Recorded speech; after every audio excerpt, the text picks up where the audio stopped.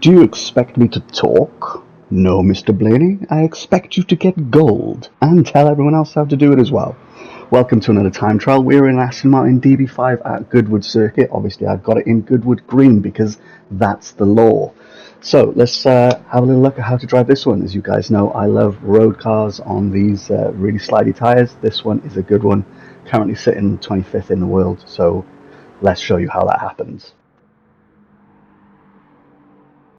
First things first, how good was that four-wheel drift that we just did? Awesome. Love this car, love the circuit combo. Great. So, first turn, it's a small amount of braking in this. You're going to want to maintain as much momentum as you possibly can with this car.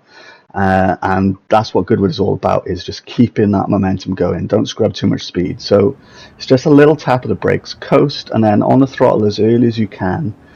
Being careful not to run out too wide here and touching the grass, but you do need to use all the road. Just don't touch the grass. And hold the revs as well. That's a big hint, is hold the revs out to just below 6,000 RPM. And here we go. This is where we get that four-wheel drift. So again, it's a little bit of braking and turn the car in. And as you release the brakes, the rear will come around and just give it a tap of opposite lock. And the car will then straighten up and you can get on the throttle immediately. You'll see me playing a lot with the throttle through this one, and the second corner will flow straight into it because you kind of need to brake around here, just where the sign is for the turn. And there's a couple of lines you can take through this. The top ghost goes really wide, but if you keep it on the track you can catch back up. This is a super important brake-in. It's a bit earlier than you might think. You can see in the road that the tire marks get darker.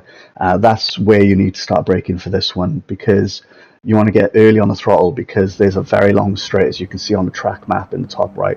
So take a little cut to the corner, but not too much. If you start getting grass on your tires on this one, then that's going to ruin your lap, particularly coming through the final chicane. If you run wide there, that's probably better for you to complete that lap if it's a hot one, and just restart the lap, because you'll not get through the first corner.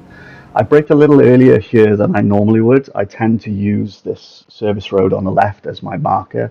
And again, this is a lovely sort of double apex right where you set the car up, knock it down 2 gears, and just float through the corner. So a bit of steering as you release the brakes, then a bit of opposite lock, just to get you floating through this corner. Again, early on the throttle, and now we come to the chicane.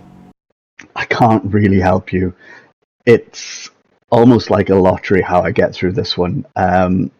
Yeah, brake lots beforehand and turn the car earlier than you possibly think for the left, because you don't want to run too wide onto the grass, but obviously be aware of not hitting that wall. That's all I can really say about that one. Yeah, you're just going to have to drive a few laps to figure that one out. And again, I don't hit it right first time every time. But that's a 124.427. That's currently right now 25th in the world. I got more time in me. Optimum was like a 24.2. And if I can get a bit more speed through that final chicane, I can see a 23 on the cards. But really enjoying this one. Let me know in the comments what you think of it, and hit the subscribe button if you want to see more of this kind of stuff, all the cheesy bullshit, and drop a like if you enjoyed it and it helped you get gold. Cool. I'm going to be playing this one quite a lot, I think, because I'm really enjoying it. I'll let you guys know where I finish. See you in the next one.